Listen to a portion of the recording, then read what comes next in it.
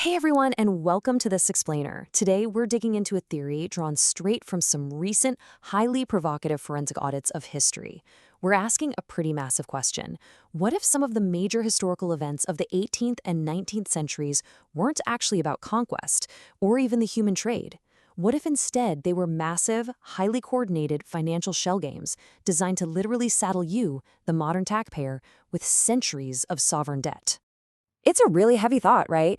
But the source materials propose this radical framework. They ask us to consider, what if the accepted narratives we all know about the transatlantic maritime trade and those massive 19th century wars were essentially just a giant PR front for financial elites? According to this audit, the ultimate long-game goal was the systemic capture of global debt. Okay, let's dive into this by looking at some hard physical evidence.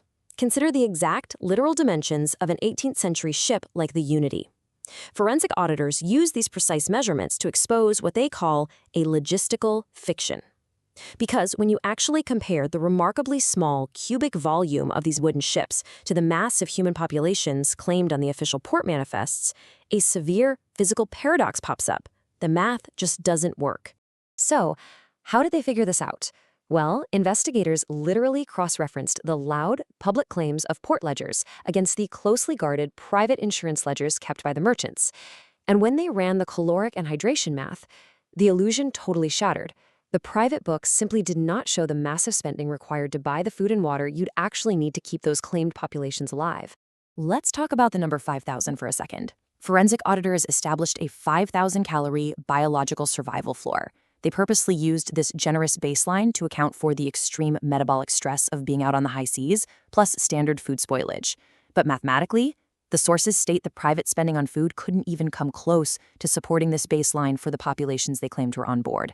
Basically, the manifest numbers were heavily inflated. And then we hit what the auditors call the hydration veto, which is an absolute game changer. Records for the Unity show just 42 barrels of fresh water for 352 people on a voyage lasting 2 whole months. To put that into perspective, the sheer weight of the water they'd actually need would have physically sunk the ship, or at the very least left zero room for any cargo.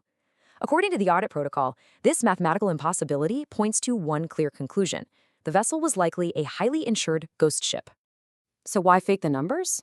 Well, the sources outline a 5-step scam, and they call it the Phantom Voyage Blueprint. Step 1 was paper overvaluation, basically registering a cheap hull under a totally false name. Next came phantom cargo logging, which meant bribing officials to record hundreds of non-existent captives. Step 3, securing high-value insurance for that fictional cargo. Then came controlled scuttling, meaning they'd intentionally sink the ship. All of this was to trigger Step 5, a massive syndicate payout from the insurers. At the very heart of this whole shebang was paper inflation. This was the systemic over-reporting of cargo values using duplicate B ledgers. But, this was incredibly risky. If a ship intentionally steered off course to secretly trade goods or to deliberately scuttle the ship, it violated a maritime law known as the doctrine of deviation. If they got caught, these syndicates would be exposed in the admiralty courts and lose their insurance payouts entirely. And this brings us to the absolutely horrific 1781 Zong massacre. This was a dark turning point where the financial system proved, without a doubt, that it prioritized paper ledgers over physical reality. A syndicate allegedly exploited the insurance jettison clause. Now, this clause paid out for cargo thrown overboard to save a ship, but crucially, it did not pay out for natural deaths like dehydration. The theory posits this was a calculated legal loophole used to convert a logistically failing, undersupplied voyage into a highly profitable insurance settlement. Let's move to and see how this builds, tracking a pretty terrifying evolution from these early maritime insurance frauds. By the 19th century, the syndicates realized something huge. They didn't just have to scam insurance companies anymore. They could capture entire national economies. The logistical fiddle evolved from wooden ships to the absolute perfection of sovereign debt, creating an astronomical financial burden that British taxpayers carried all the way until 2015. Now, compare the traditional narrative of the 1815 Battle of Waterloo, which we're usually taught is a story of patriotic survival, against this forensic audit theory. The sources argue that elite financiers, specifically Nathan Rothschild, treated Waterloo not as some grand clash of nations, but as a high-stakes logistics contract. By funding both sides of the war, they were loyal only to the interest rate, setting the ultimate trap for the British economy.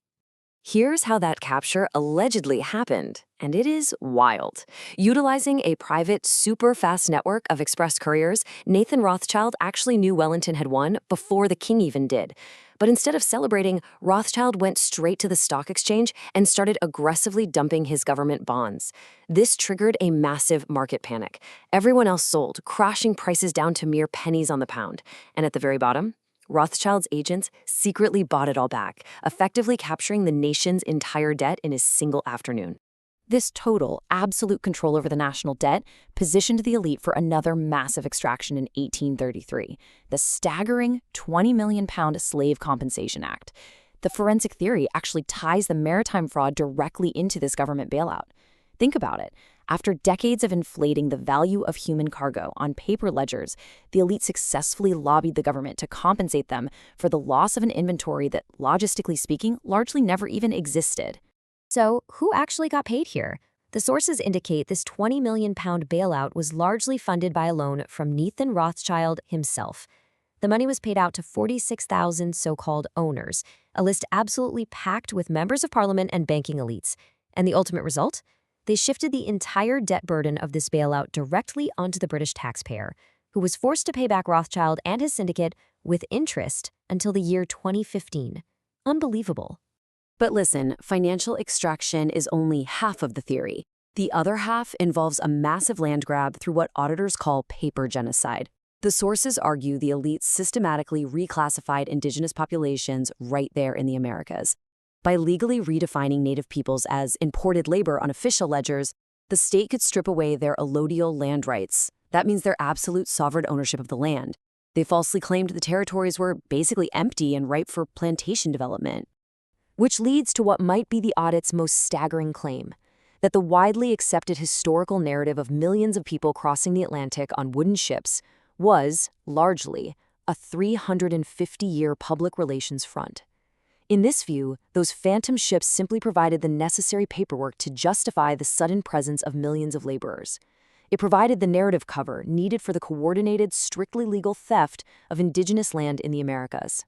So let's put these two views side by side to really see the contrast. The traditional historical narrative tells us the story of the painful but ultimately triumphant abolition of a massive physical trade in human beings. The forensic audit theory, however, paints a much colder, more calculated picture. It suggests a coordinated liquidation of physically failing, overinsured assets. It was essentially a mechanism to convert unviable maritime ventures and stolen land into permanent, ironclad sovereign debt owed directly to banking elites. Which leaves us with this final, highly provocative thought based on these forensic sources. Was the ultimate legacy of the 18th and 19th centuries really about the physical movement of empires and people? Or was the true historical achievement the perfection of the global debt trap, a brilliantly disguised, massive ledger system ensuring that you, the public, would always foot the bill? It certainly makes you look at the foundations of our modern economy in an entirely new light. Thanks for joining me on this explainer, and remember to always keep questioning the ledger.